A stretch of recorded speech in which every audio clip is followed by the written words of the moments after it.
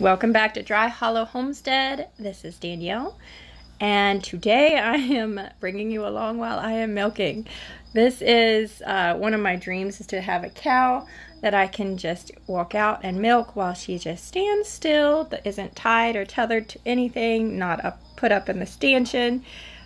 This is actually in our yard. I let her out quite often to just eat grass in our yard. She enjoys it, and she weed eats a little bit around things that we don't tend to weed eat around, so it's a benefit for her, a benefit for me. Like if we were at the oh wow, see, didn't work so good. If we were in a bad situation and we needed to mow and didn't want to pay for gas or weren't able to get gas, you better believe I would use my cow as my lawnmower. She turns grass into butter, so that is the best setup I could ever ask for.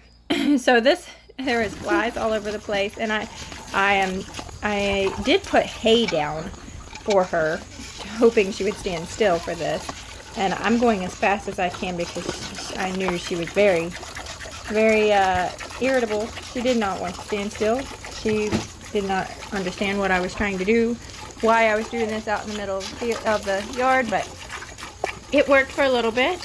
She walks away quite a few times, and I just pull her around with my bucket. Get back to milking. I'm trying to train her to stand still in the middle of the field. It also doesn't help that the dogs are around and the kids are around. And man, the flies are so bad. I'm hoping we're actually going to have some pretty cool weather this weekend.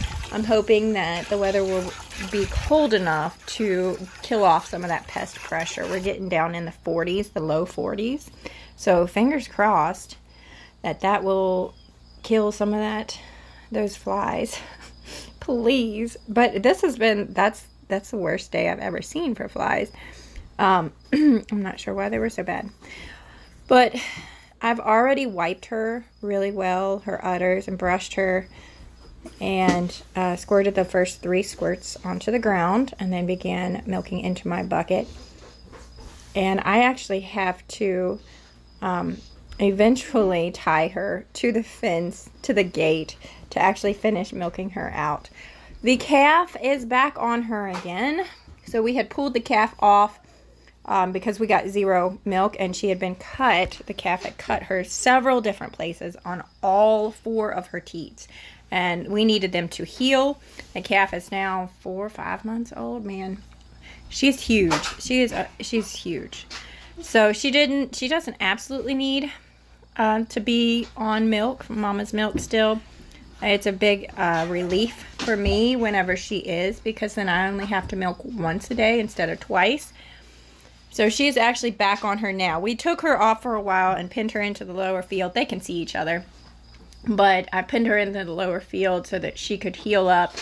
And we tried to put one of those metal things over that goes in her nostril, and then it kind of goes over her mouth. That did not work. She knocked it right off. Within about 30 minutes, she had wedged it up against the fence and got it off. Maybe we'll try again as her mouth is a little bit bigger. But I think it's called a cow can't suck. Maybe that's what it is called. Calf can't suck. Something like that. So we're down now just once a day again, which it was so nice to have that milk twice a day. I was getting 6 gallons, right back at 6 gallons now. I've actually tied her to the fence gate.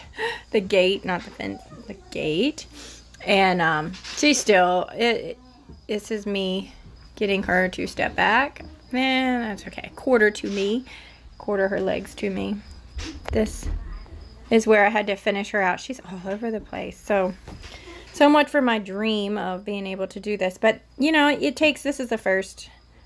We've actually done this several times. She's done much better before, but you have to practice. She doesn't know what I expect of her until we practice and she gets used to it. But now she is tied to the gate.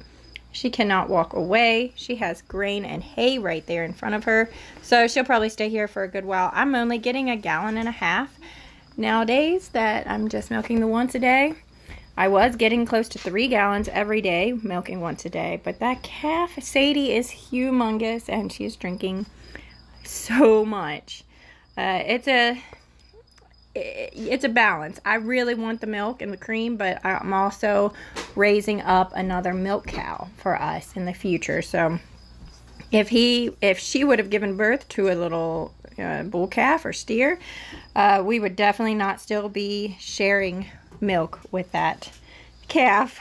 But because this is going to be our future second milk cow, and we won't milk, we will plan on not milking 2 cows every day. It will be a staggered milking, that way a stagger their birthing, so that while we are dry with 1 cow, because you have to give them at least a good 3 months of being dry before you give them, before they give birth. Oh goodness. Before they give birth, you want to give them a break from milking for 3 months. Well, if we have 2 cows, during that break, we're not without milk. And we can give them a longer break because we won't be so worried about our consumption still getting to consume the raw milk. So we will stagger them, give them a longer break in between. When one is about to calf, we'll be drying up the other cow.